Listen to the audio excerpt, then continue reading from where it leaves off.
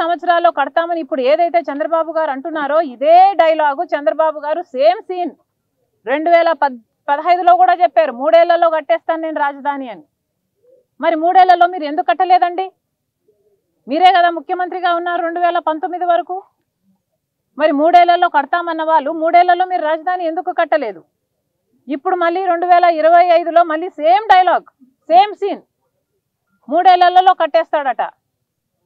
మీరు ఏం కడతారో మాకు తెలియదు, కానీ అదనంగా ఇంకో 35,000 లేదా 40,000 లేదా 20,000 ఏదో వివిధ ఛానళ్లలో వివిధ రూపాలలో అనేక నంబర్లు వినిపిస్తున్నాయి. అదనంగా భూసేకరణ చేయాలనుకుంటున్నారని మాత్రం అర్థమవుతుంది. నారాయణ గారు కూడా చెప్పారు, ఇది చాలా అన్యాయం, ఇది చాలా చాలా అన్యాయం. దీంట్లో మళ్ళీ చెప్పడం ఏమిటంటే 5,000 ఎకరాలు దాంట్లో ఎయిర్పోర్ట్కే కావాలట. ఎయిర్పోర్ట్కు దేనికి కావాలండి? ఆల్రెడీ గన్నవరం ఎయిర్పోర్ట్ మంది ఒకటి ఉంది, అది సిఆర్డిఏ కిందకే పరిధిలోకే వస్తుంది. మరి ఆ ఎయిర్పోర్ట్ని ఏం చేద్దాం అనుకుంటున్నారు? మనకి 5,000 ఎకరాలలో ఎయిర్పోర్ట్ కావాలని చంద్రబాబు గారు అంటున్నారే, వాస్తవంగా నిజానికి ఆంధ్రప్రదేశ్కి అమరావతికి అంత బిజినెస్ ఉందా? అంత బిజీనెస్ ఉందా? అంత బిజీనెస్ ఉందా? వాస్తవంగా అడుగుతున్నాం. ఒక్క ఇంటర్నేషనల్ ప్లేన్ అయినా ఇప్పుడున్న గన్నవరం ఎయిర్పోర్ట్కి వస్తుందా? కనీసం ఒక మామూలు ప్లేన్ అయినా వస్తుందా? ఇప్పుడు వచ్చేవన్నీ ఏటీఆర్లే, చిన్న ప్లేన్లు, అవేవో బొమ్మ ప్లేన్లు ఉన్నట్టుంటాయి. అదేదో మనుషులు కూడా ప్లేన్లు, అసలు హ్యూమన్ రైట్స్ ప్రకారం మనుషులు కూర్చోకూడదు ఆ ప్లేన్లలో. కనీసం మనిషి కూర్చుంటే కాలు మీద కాలు వేసుకొని కూర్చోడానికి కూడా లేదు ఆ ప్లేన్లలో. అలాంటి ప్లేన్లు వస్తున్నాయి ఇప్పుడు. అలాంటి ప్లేన్లు వస్తున్న ఆ ఎయిర్పోర్ట్ ఎక్స్పాన్షన్ ప్లానే ఇంకా పెండింగ్లో ఉంది. ఇన్నిసార్లు ఎయిర్పోర్ట్లకు తిరుగుతాము, కనీసం ఎయిర్పోర్ట్లో ఆ ఎక్స్టెన్షన్ జరుగుతుంది, ఎక్స్పాన్షన్ జరుగుతుంది, ఏదైనా పని జరుగుతుందా? కొంచెం తలకాయలు కనిపిస్తాయా? ఎక్కడైనా హెల్మెట్లు పెట్టుకొని మనుషులు ఏమైనా పని చేస్తున్నట్టు కనిపిస్తారా అని ఎన్నిసార్లు ఎత్తుకుంటానో నేనైతే. ఎవరూ కనిపించరు, అసలు అక్కడ పనే జరగటం లేదు. ఈ ఉన్న ఎయిర్పోర్ట్ ఎక్స్పాన్షన్ ప్లాన్కే దిక్కు లేకుండా పోయింది. ఇక్కడికే కనీసం ఒక పెద్ద ప్లేన్ కూడా రావటం లేదు, ఇంటర్నేషనల్ ప్లేన్ ఇంక అసలే రావటం లేదు. మరి అలాంటి అప్పుడు ఇప్పుడు మనకు 5,000 ఎకరాలలో ఇంకొక ఎయిర్పోర్ట్ కడతారట. ఏదో పెద్ద అంత బిజీగా హైదరాబాదు సికింద్రాబాదు మన రాజధానిలు అంతంత పెద్దవి అయినట్టు, ఆలు లేదు సూలు లేదు కొడుకు పేరు సోమలింగం అన్నట్టు. దేనికండి అని అడుగుతున్నాం. చంద్రబాబు కొంచెం భూమి మీద నడుస్తే బాగుంటుంది, ఆకాశంలో పయనిస్తున్నారు. అలాగే అరిచేతిలోనే అందరికీ 3D గ్రాఫిక్స్ వైకుంఠము చూపిస్తున్నారు. అది కాదు సార్, వాస్తవం కాదది. దయచేసి ఈ ఆలోచన మానుకోవాలి. ఈ అదనంగా ఏదైతే మీరు 35,000 ఎకరాలో లేక 40,000 ఎకరాలో సేకరించాలనుకుంటున్నారో దీనికి పూర్తిగా వ్యతిరేకం కాంగ్రెస్ పార్టీ. మేము దీనికి ముమ్మాటికి ససేమిరా వ్యతిరేకమని బహిరంగంగానే చెప్తున్నాము. ఎందుకంటే ఇంత అధ్వానమైన రిడిక్యులస్ ప్లాన్ ఇంకొకటి లేదు.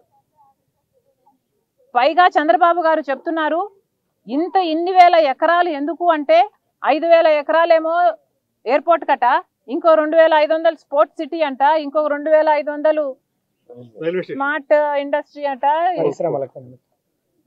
కథలుగా చెప్తున్నారు. మిగతాది ఎందుకు అంటే సెల్ఫ్ ఫైనాన్స్ చేసుకోవడానికి భూమి సేకరిస్తున్నారట. ఈ సెల్ఫ్ ఫైనాన్స్ అనేది భూమిని డెవలప్ చేసి ఇన్ఫ్రాస్ట్రక్చర్ చేసి ఆ భూమిని పెట్టుకుంటే రేపు ఈ అప్పులను తీర్చడానికి ఈ పక్కన పెట్టుకున్న భూమిని అమ్ముతారట. అంటే ప్రభుత్వమే రియల్ ఎస్టేట్ వ్యాపారం చేస్తుందనా? ఏం చెప్తున్నారు? ఇది ఎక్కడన్నా కన్నామా, విన్నామా? ఇది ఎక్కడైనా జరిగిందా? ప్రభుత్వం ఎక్కడైనా రియల్ ఎస్టేట్ వ్యాపారం చేస్తుందా? అలా భూములు పెట్టుకొని భూములు అమ్ముకుంటూ పోతుందా అప్పులు తీర్చుకోవడానికి? ఆ టైంలో ఎవరు గవర్నమెంట్లో ఉంటారో ఆ టైంలో ఆ భూముల్ని ఆ గవర్నమెంట్ ఉన్న గవర్నమెంట్ ఎవరికి అలాట్ చేస్తుందో, ఏ రేట్లో అలాట్ చేస్తుందో, గవర్నమెంట్ ఏదైనా ఒక పరిశ్రమ వస్తుంది అంటే ఒక రీజనబుల్ రేటుకు అలాట్మెంట్ చేయడం విన్నాము, కానీ ఇలా భూములు అమ్ముకునే వ్యాపారం చేస్తుందని మేము ఎక్కడా వినలేదు. ఇది ఏం సెల్ఫ్ ఫైనాన్సింగో, అసలు సెల్ఫ్ ఫైనాన్సింగ్ అయినా ఏ ఫైనాన్సింగ్ అయినా లోన్ ఫైనాన్సింగ్ అయినా మనకేం బాధ్యత ఉందండి? మనం ఎందుకు చేయాలి? ఇది కేంద్రం బాధ్యత కదా.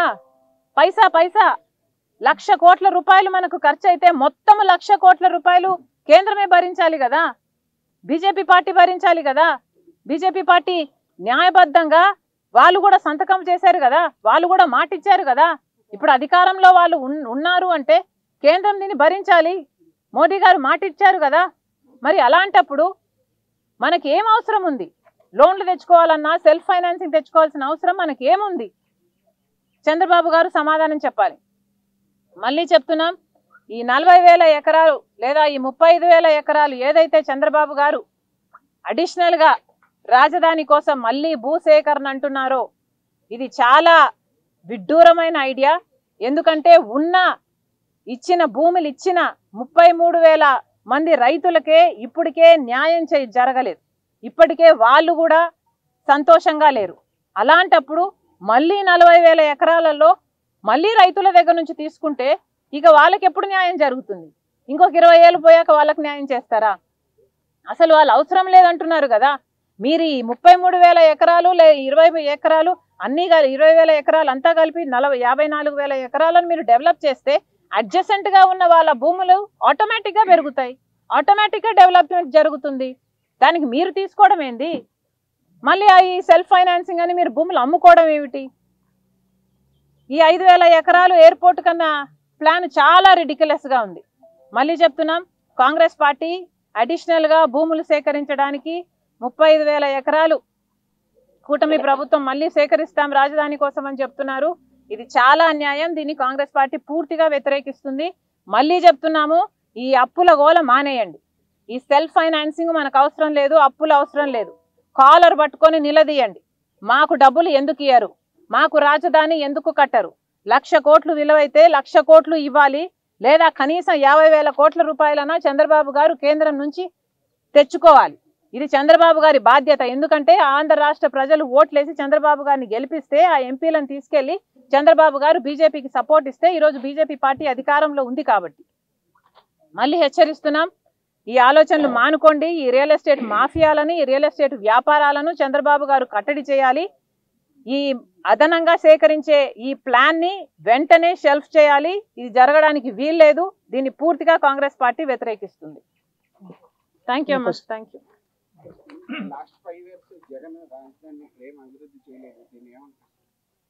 చేయలేదు. మరి జగన్మోహన్ రెడ్డి గారు 3 రాజధానులు అని చెప్పాడు. 3 ముక్కలు ఆట ఆడారు. ఒక రాజధాని డెవలప్ అయ్యిందంటే 1 కాలేదు. మరి అది మన దురదృష్టం. మరి అలాంటప్పుడు ఇప్పుడు కనీసం ఇప్పుడైనా కూడా ఉన్న ల్యాండ్ని, ఉన్న ప్లాన్ని ఎగ్జిక్యూట్ చేసుకోవాలి కదా.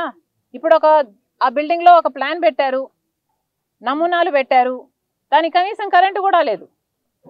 అంటే మీ విజన్కే వెలుగు లేదు. ఇంకా దీన్ని ఏం అమలు చేస్తారండి మీరు? ఫస్ట్ ఫేజ్ 1 ఇప్పుడు ఈ 33,000 ఎకరాలు ఈ రైతులకు న్యాయం చేయండి, రాజధాని కట్టండి. 20,000 ఎకరాలు అదనంగా తీసుకున్నారు, అసైన్డ్ భూములలో ఇచ్చిన వాళ్ళు దళితులు, ఇంకా వాళ్ళకి న్యాయం జరగలేదని ఇంకా వాళ్ళు మొత్తుకుంటూనే ఉన్నారు. ఎంతమందికి న్యాయం చేయాల్సింది ఈ ఫస్ట్ ఫేజ్ లోనే? మరి ఇవేవి చేయకుండా మళ్ళీ అదనంగా మీరు భూమి సేకరించడం అన్నది చాలా చాలా విడ్డూరంగా ఉంది. అమ్మా, we'll stick to this subject today. Okay, thank you. Second phase లో 44,000 ఎకరాలకి భూముల సేకరణ అని చెప్పి గ్రామ సభలు జరిపారు. కానీ అదనంగా ఇంకో 40,000 ఎకరాలకి గ్రామ సభలు జరుగుతుంటే ఏది 34,000 ఎకరాలు కాకుండా మళ్ళీ 40 ఎకరాలు గ్రామ సభలు జరుగుతుంటే రైతులు అడ్డుకున్నారు. తాడికొండ మండలంలో, అమరావతి మండలం, తుళ్ళూరు మండలంలో 3 గ్రామాలు, పెదకూరపాడు 2 గ్రామాలు కలిపి ఫస్ట్ సెకండ్ ఫేజ్ అన్నారు. కానీ అదనంగా మీరు అంటున్న థర్డ్ ఫేజ్ అంటున్నారా? సెకండ్ ఫేజ్ లోనే ఇంకా అదనంగా 40,000 ఎకరాలకి భూసేకరణ కోసం గ్రామ సభలు జరుగుతుంటే రైతులు అడ్డుకున్నారు. అంటే దాదాపు 1,00,000 ఎకరాలు అవసరం అనేది ప్రభుత్వం విధానం. ఎంత అవసరము అన్నది కాలం చెప్తుంది. కానీ మనము ముఖ్యమంత్రిగా చంద్రబాబు గారు ఆలోచన చేయాల్సింది, ఫస్ట్ ఫేజ్ లో తీసుకున్న 54,000 ఎకరాలకు మనం న్యాయం చేశామా లేదా? దీన్నే మీకు 3 ఏళ్ళు పడుతుంది ఎగ్జిక్యూట్ చేయడానికి అంటున్నారు కదా. మరి ఎగ్జిక్యూట్ చేసి చూపించండి, ప్రజలకు కాన్ఫిడెన్స్ వస్తుంది కదా. ఆ తర్వాత మనకి ఎంత రాజధాని కావాలి అన్నది తర్వాత ప్లాన్ కదా. ఇప్పటికే బాంబే సైజులో ఉంది. వీళ్ళు అక్వైర్ చేసిన 54,000 ఎకరాల భూమిలో మొత్తం డెవలప్మెంట్ జరిగితే అమరావతి కూడా బాంబే సైజుకి వస్తుంది. మరి ఇది కదా ముందు కావాలి. రాజధాని రైతుల తరఫున మన కాంగ్రెస్ పార్టీ తరఫున ఏమన్నా మీరు ఏమన్నా ఉద్యమాలు కానీ దానికి సపోర్ట్ కానీ ఎలాంటి కార్యాచరణ చేయబోతున్నారు? అవసరమైతే ఉద్యమాలైనా చేస్తామమ్మా. ఈ అడిషనల్ గా భూసేకరణ మాత్రం చేయటానికి ప్రభుత్వం వీల్లేదు. ఇప్పటికే భూ మాఫియా జరుగుతుంది ఇక్కడ. ఇప్పటికే ఇక్కడ చాలా దోపిడీ జరుగుతుంది. టెండర్ల పేరు అయితేనేమి, భూసేకరణ అయితేనేమి, ఇక్కడ చాలా దోపిడీ జరుగుతుంది. దీన్ని అరకట్టాల్సిన అవసరం ఉంది.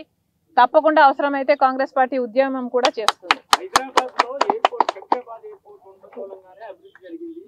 17% ఆదాయం హైదరాబాద్ కి ఎయిర్పోర్ట్ ద్వారానే వస్తుంది. మరి అటువంటి ఎయిర్పోర్ట్ ఇక్కడ లేకపోతే అమరావతి డెవలప్ కాదని చంద్రబాబు గారు. అమ్మా, హైదరాబాద్ సికింద్రాబాద్ లో ఎంత బిజినెస్ ఉంది? ఆ బిజినెస్, ఆ బిజినెస్ ఇక్కడ ఉన్నప్పుడు మనం కూడా కట్టుకుందాం అంత ఎయిర్పోర్ట్, మాకు అభ్యంతరం లేదు. కానీ అది జరగటం లేదు కదా. ఇప్పుడున్న గన్నవరం ఎయిర్పోర్ట్, నేను చెప్పేదేనండి, ఇప్పుడున్న గన్నవరం ఎయిర్పోర్ట్కే ఏటీఆర్లు వస్తున్నాయి. ఏటీఆర్ అంటే ఏంటో తెలుసా? బొమ్మ ప్లేను. దాంట్లో మనిషి కూర్చుంటే కాలు మీద కాలు వేసుకొని కూర్చోలేడయా. ఏటీఆర్లే వస్తున్నాయి. కనీసం పెద్ద ప్లేన్లు కూడా రావటం లేదు, ఇంటర్నేషనల్ ప్లేన్లు కూడా రావటం లేదు. మరి అలాంటప్పుడు మనకు హైదరాబాద్ సికింద్రాబాద్తో పోల్చుకోవడం ఎందుకు? మన కథ ఏదో మనం చూసుకొని మెట్టు మెట్టు ఎక్కాలి కదా.